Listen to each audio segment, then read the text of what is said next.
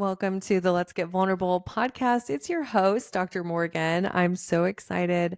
I've got a really juicy episode for you today. We're going to talk about how can you dramatically change your life in 6 months or less.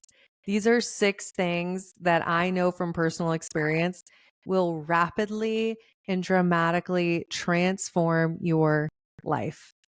I know that there's so many people out there that are struggling, and I hear it, I see it. I've been there in my past.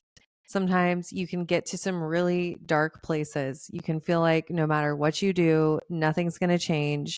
You can get really low. You can be experiencing depression, debilitating anxiety, whatever the case. I just want you to know that you can always heal. You can always become a different version of yourself.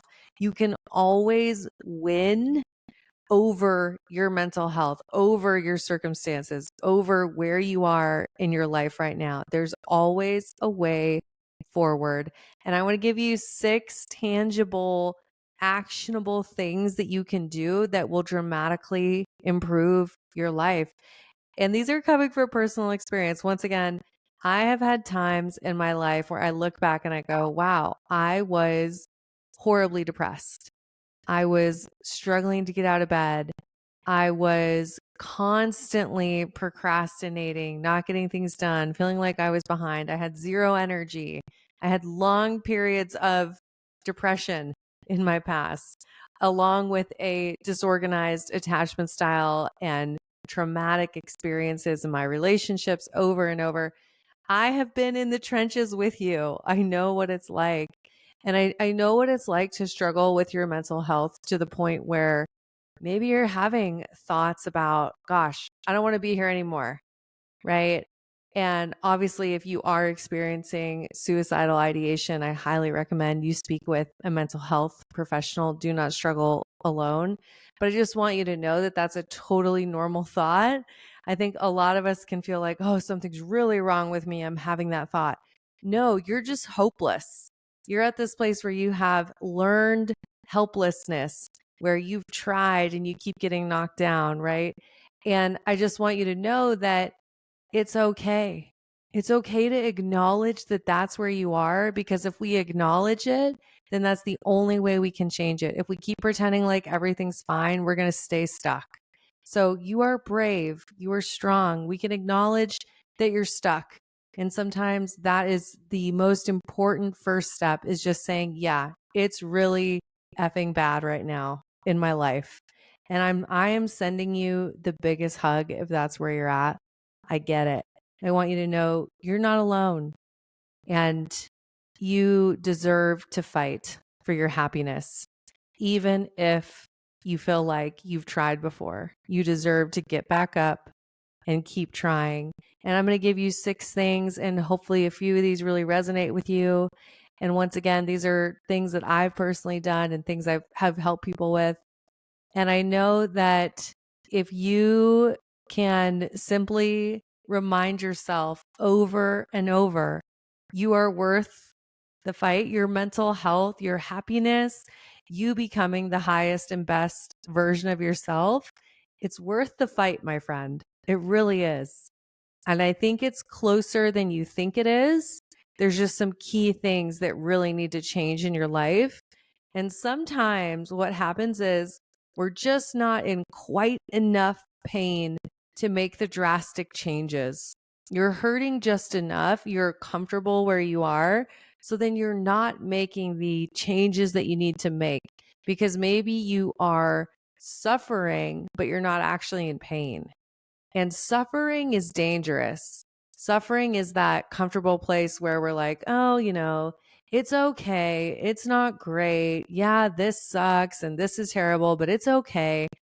Let me tell you, a lifetime of suffering really adds up. And when you get to the end of your life, and if you look back on it and you go, wow, I was really suffering. There's a lot of things that got in the way of me living my true potential, of me showing up for the people in my life in the ways that I know that I was capable of. If you look back at that, you will feel so horribly disappointed and be filled with regret. So suffering is dangerous. I think one of the things, and I don't even have this in the list, so here's a bonus point. One of the things that really helped me change my life is realizing the compounding effects of suffering. How just being in a little bit of pain every day, how that adds up over years, over decades, over the next 50 years of your life. If you are in that little bit of pain, it gets worse and worse and it compounds. So it's so important. If you're at your lowest low right now, you're at rock bottom, or you're just kind of in that suffering place where life isn't really what you want, it's so important to say, I deserve better, because you do. You deserve better. You deserve to fight for your happiness. Okay. And I am right here with you. And I'm going to share these 6 things. Are we ready? Let's do this. Okay. Tip number 1, these are in no particular order, but they're all important. And I'm going to start with this one. Number 1 is you have to have your blinders on when you've decided to heal and change your life. You need to limit your distractions. So this means if there are people, places, things, hobbies that take away from you being able to focus on your healing, we need to let those things go. So this could be you're not going to watch TV during the week. You're only going to watch it for 1 hour on the weekends. This could be certain places that you go. Maybe you go to a local bar every Friday night and you know it's bringing you down. You know that environment is simply reinforcing your current comfort zone that's not serving you. So you can't go to that place anymore, right? And I think what's really key here is realizing that this is not selfish. This is for the betterment of you, and you bettering yourself is for the betterment of all. Some of us really hesitate to go into this blinders on, or you could say disappear. Don't be afraid to disappear. We're really afraid to go there because we're worried how the people in our lives are going to feel. But I need you to realize this: when you heal, when you become the best version of yourself, that is the absolute best gift that you can give to the people in your life. You deserve to go blinders on. You deserve to disappear for 6 months because of what is available to you on the other side of that, the leveling up that you can do in that time period. So that's number 1 is don't be afraid to disappear. Don't be afraid to go blinders on, to step away from friendships, to step away from activities, hobbies, anything that is distracting you from actually healing and actually doing the work you need to do on yourself. All right, point number 2, this relates. You may need to get a new friend group, a new group of people in your life. This is a tricky one. Once again, we have all of this unconscious thought at play that says, you need to stay part of your herd in order to survive, right? We have all of these things working against us when it comes to leaving our friend groups. And just that thought of, I want to be part of a group. I have safety here. I have emotional safety. I'm getting my needs met for connection within the friend group that I already have. So why on earth would I risk trying to go meet new people? And I'm telling you, why would you do it? Because the people around you have a major impact on the level of success that you have in your life. And if the people around you, if they don't have the lives, the careers, the relationships, if they don't have what you would want, if you can't look at your friend group and go, oh yeah, I'd swap lives with any of these people. They're crushing it, right? They're doing awesome. They're so inspiring to me. If you can't look at your friend group and think that, then it's time to get some friends who inspire you. And I say this with love, and I say this as someone who's had to personally go through it. I know how hard it is. And it's not that you have to cut off your old friendships. By all means, you can maintain them. They're just going to look differently. The truth is that you just need to be intentional about who you're adding to your life, even if you're not cutting people off. So you need to go find the people where when you're around them, you feel filled up, you feel on fire, you feel inspired. Okay. Those are the kinds of friends we want to surround ourselves with. A lot of us don't even realize that our friend groups can be a maintenance factor in how we're feeling. When we look at mental health disorders, we oftentimes have to look at what are the maintenance factors? What are the things that are maintaining the mental health disorder? So what's maintaining the depression?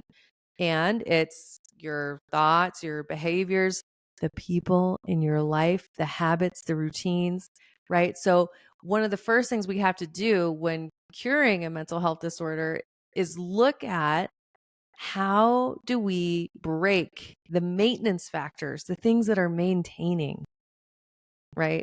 So that's likely one of the things. We got to get you some new friends, new points of reference will be extremely helpful on your healing journey. Okay, point number 3. This is so huge. This is so huge. You have to be willing to do the work on yourself that you're avoiding. And sometimes we actually don't know what that work is until we slow down and ask ourselves.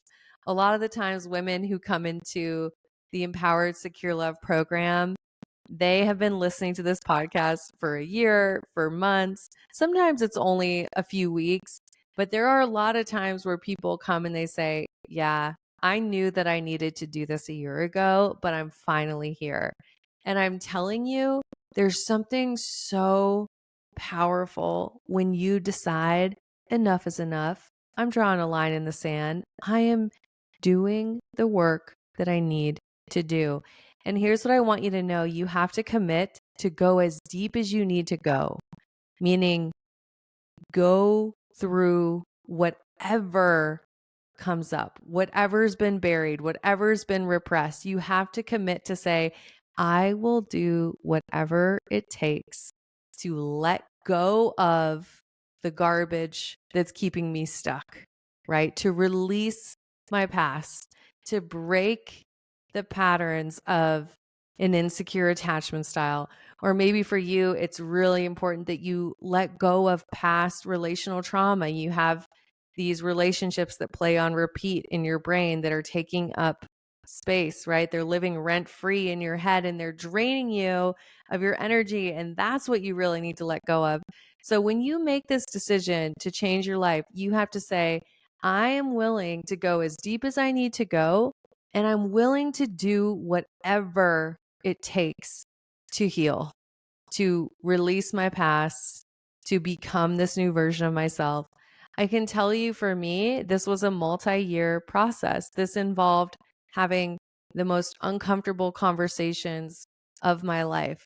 This involved lots of crying, lots of journaling, lots of inner child work, lots of making sure that I was rewiring my beliefs and lots of not being afraid to look stupid, right? I think about having all the affirmations up on my walls and having my vision board and letting people know that, hey, I'm changing. Like I had to become someone who wasn't afraid to claim that they're changing, that they're transforming, right?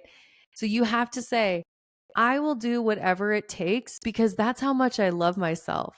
I love myself so much. And I love the people in my life so much because I know that they deserve the version of me. Sometimes it's your kids, your friends, your family, whoever it is, but they deserve the version of me who can show up emotionally well, who can show up securely attached, who can build a healthy, loving relationship. They deserve that version of me. And I deserve that version of me. So I am committed to doing whatever it takes, right? Not just, oh, I'll read a book, I'll listen to some podcasts. No, I will do whatever it takes to become the version of me that I need to be. So this is such an important point. That was point number 3. Point number 4, prioritize your self-care first. This is huge. This is life-changing. I think about my old life pre-healing, right? Pre doing the work on myself. I was so bad at this. I don't know how many of you can relate. I just didn't really do self-care. And I'm not talking bubble baths and getting my nails done, okay? We're talking saying no to things, having boundaries, journaling, focusing on what fills your cup up. What are your hobbies that bring you joy and give you a sense of accomplishment?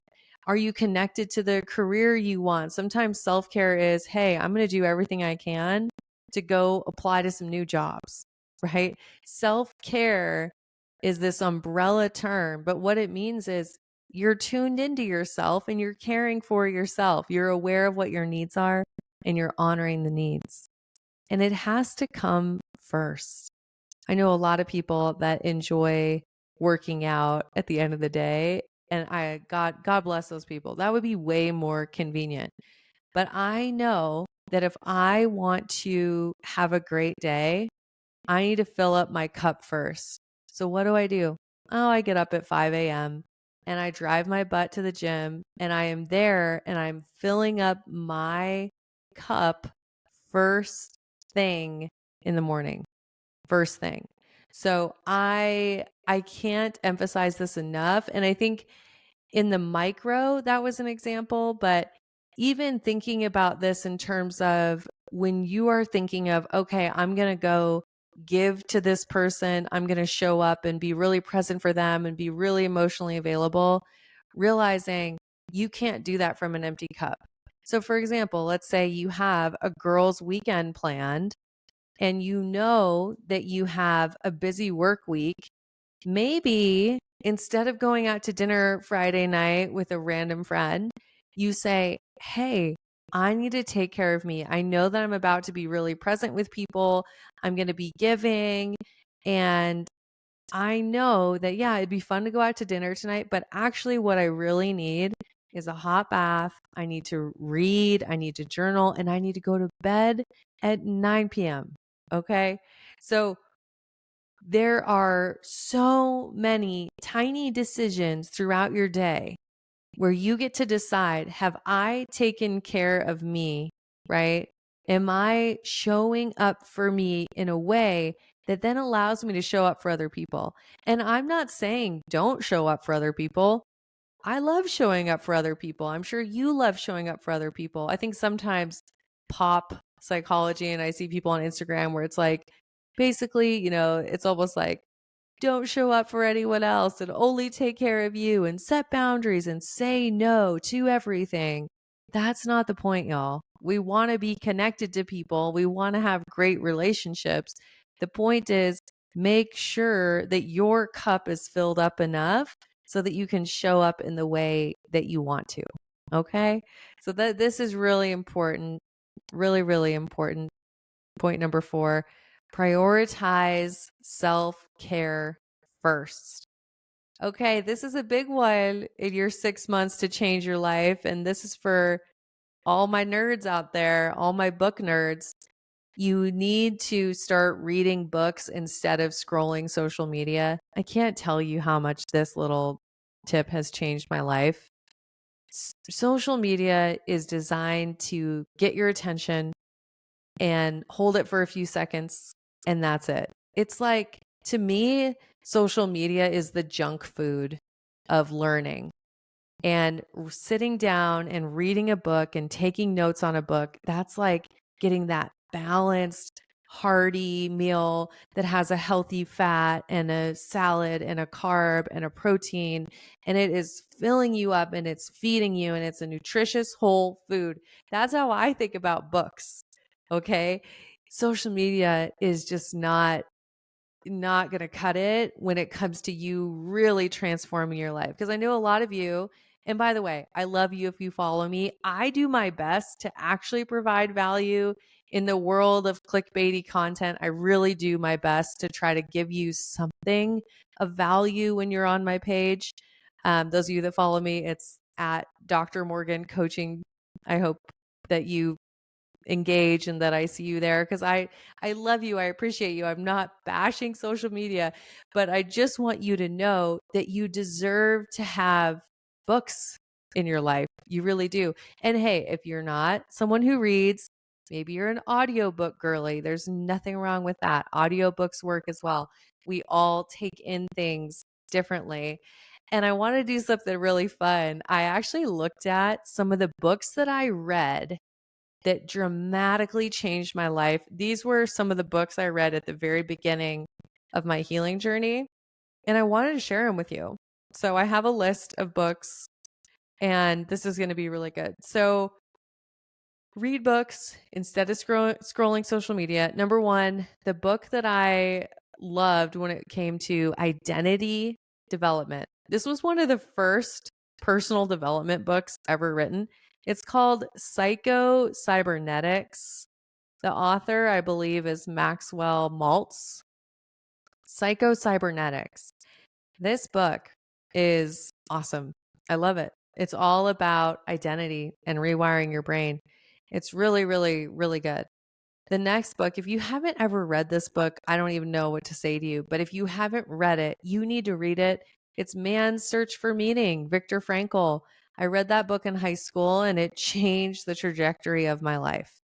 By reading that book, I was able to totally change the narrative about the trauma that had happened to me, of losing my mom at a young age and all of the subsequent relational trauma. I was able to go, oh, I can decide what is the meaning out of this. So Man's Search for Meaning, if you haven't read it, read it. If you've already read it, go reread it. It's super powerful to read over and over. I try to read it once a year. Third book is Super Attractor by Gabby Bernstein. Those of you who are inside of the Empowered.Secure.Loved program, you know I love this book. This is one of my favorite books on learning how to surrender, not control, right? Releasing control, really improving our relationship with the world, with trusting God, with trusting the universe. Super Attractor is really powerful if you're wanting to build a spiritual practice of any kind. I think it's a must read. And then this is fun. So this was a book that I read probably the very beginning of my personal development journey. And it is You Are a Badass by Jen Sincero. And this book is so funny. It is so feel good. And it really just gets to the core of belief work and understanding the power of our beliefs. And I just love the way that Jen Sincero writes. She's an incredible writer. So if you've never read You Are a Badass, go get You Are a Badass. And then, of course, for money, because a lot of us have a ton of BS when it comes to money and we need to work on it. I love this book called The Science of Getting Rich. I actually have it right here. If you're on YouTube, you can see it. It's called The Science of Getting Rich by Wallace Wattles. This book is maybe how many pages? Oh, it doesn't have the page numbers. If I had to guess, I would say 70 pages. It's not very long. You can order on Amazon. I think it's $5. What I love about it is that, it's not the Dave Ramsey, it's not the budgeting, it's the book to help you with your mindset and relationship to money and really getting to this place where you can understand some of the laws of money. I would say it's also somewhat of a spiritual book. So it was written originally. When was it originally written? A long time ago. Once again, one of the first books on money. And then of course I have to do this, you guys. If you are needing to dramatically transform your relationship life and you're wanting to become securely attached, you know that I have to recommend my book, Love Magnet. Get off the dating roller coaster and attract the love you deserve. You can go to Amazon. It's available there. You'll see there's tons of 5-star reviews. People love this book. It's helped a ton of people. It is not just information, it's experiential. You're going to be writing, you're going to be doing the exercises in the book. So go check that out, Love Magnet. Yeah, those were a list. That was quite the list of books. If you read all of those, you would be a different person on the other side of reading those books. But remember what I said back to point number 3. You have to be willing to go as deep as you need to go. And I love you, but reading books is not as deep as many of you need to go. You actually do need the one-on-one coaching, a proven framework. You need to go deeper, deeper in your work, okay? And I say that with love because I used to think that all I needed was books too. And I really didn't change until I was willing to do really, really deep work. Okay, we've got a couple more. Let's see. The next one is you have to have clarity on your morning routine and what are the inputs in your life. So this is as simple as maybe you're getting up and you're watching the news in the morning. And let me tell you, that is a bad input. Whatever you are taking in has an impact on you. It's either giving you energy or it's taking your energy away. So you need to start becoming aware of what are the inputs in my life? Do I like the things that I'm taking in? And this can come down to what are the TV shows you're watching, the music you're listening to, the people you're talking to, the town that you live in. But what are your inputs? And under that broad category, I would say falls your morning routine, your night routine, your habits. You have to, and this is common knowledge. I think we all know this, but you have to become aware of what are the things that you're doing, right, in order to support yourself, in order to align with your highest and best self. You have to think about what would my habits look like if I was my most securely attached, my most fulfilled and happy and loved and content version of me. What would my habits look like? What would those inputs be? I guarantee you, you're not waking up and watching the news. Okay. You're not. Now someone's going to come at me with like, but I love the news. I'm sorry. I still would say there's too much negativity. There's too many things that are designed to get you to be in a fear state. And it's just not good for you. It's not. Okay. The next thing that you need clarity on the life and relationship you want. I talked about this in an episode a couple days, or it must have been a couple weeks ago. Time is flying. But clarity is so huge. If you want to change your life, you need clarity on where you're going. You really do. And then this last point is really important to me, and I want to spend a little bit of time on it. You have to go from hopeless to hopeful. Find seeds of hope anywhere that you can, whether it's in stories like mine, people who have dramatically changed their lives in short periods of time. Maybe it's rereading a note that your grandmother wrote you about how blessed and wonderful and capable and truly magnificent that you truly are. But I want you to find seeds of hope wherever you can find them. It's your job to find those seeds of hope.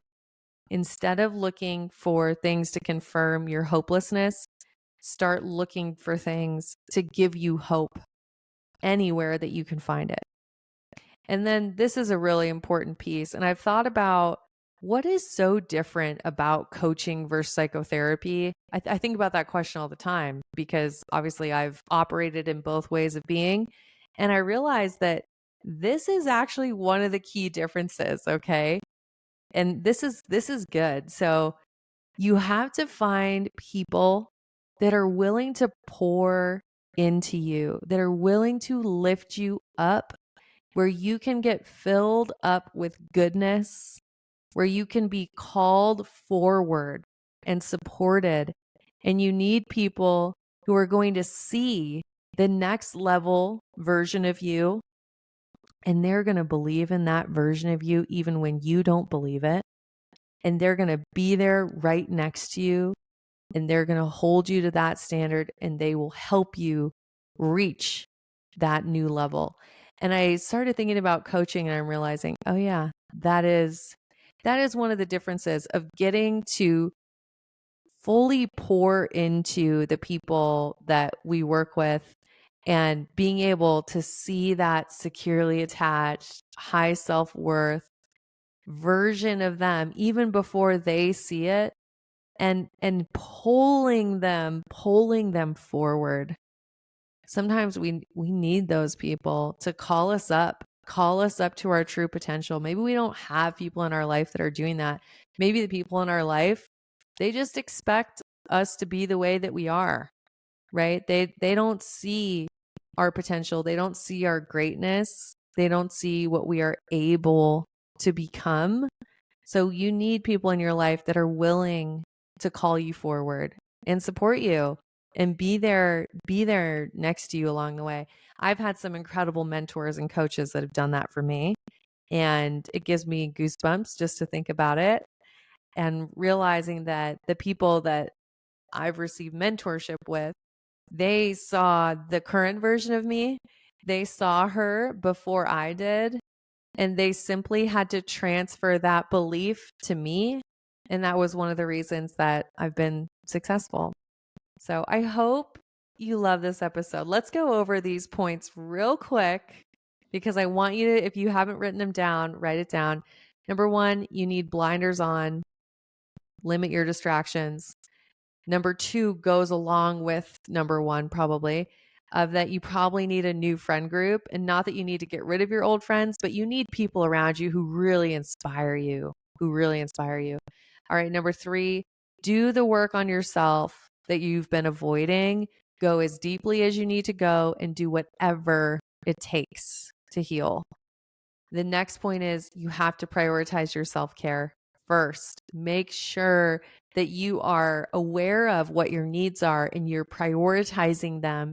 That way you're teaching yourself that you are so worthy of being taken care of, and that is rebuilding your self-worth every time you do that. All right, the next point, read books instead of scrolling social media. And then I went over a bunch of books that I love that changed my life. The next point, be aware of your inputs, your morning routine, your habits. What are you watching in the morning? Remember, you're not going to watch the news. Be aware of what are the inputs in your life. Inputs equals outputs. If you're feeling off, if you're like, everything sucks, look at what are you reading? What are you watching? What are the conversations you're having? What are your inputs? The next thing is you need clarity. You got to have clarity on the life and relationship that you want. You need clarity to know where are you going, and you have to spend time getting that clarity. It doesn't just come. You have to dedicate time to saying, well, what do I really want? And write it out and get crystal clear. And then the final point, go from hopeless to hopeful. Find seeds of hope anywhere that you can. You're so deserving of that. And I promise you that they are all around you if you simply open yourself up to them. And the more that you start finding them, the more easily they'll be to find. They'll start coming to you. And I just want you to know, no matter where you're at, you deserve to heal. You deserve love that is healthy, that gets better with time. You deserve to be securely attached and operate at your highest and best self and have a life and career that you love. I am so rooting for you. I'm right there with you. And of course, I know a lot of you already know about this, but I want to make sure that if you're listening to this episode and you're going, whoa, I do need to do the work, I do need to change my life, that you know now is the time to apply to the Empowered, Secure, Loved program. We do have spots open, and this is such an incredible time to just focus on you instead of engaging in the summertime flings that don't go anywhere and wasting energy, maybe getting drunk every weekend. Instead of doing that, what if you use this time to go all in on your healing? I know 100% that you would emerge a different person. So if this episode spoke to you, make sure you apply to the Empowered, Secure, Loved program. The link is in the show notes. And I would love to support you on your healing journey. It's my favorite thing that I get to do is coaching women to become the securely attached, healed version of themselves so that they can effortlessly attract the life and relationship that they deserve. All right. I am wishing you high self-worth and great relationships. I'll talk to you soon.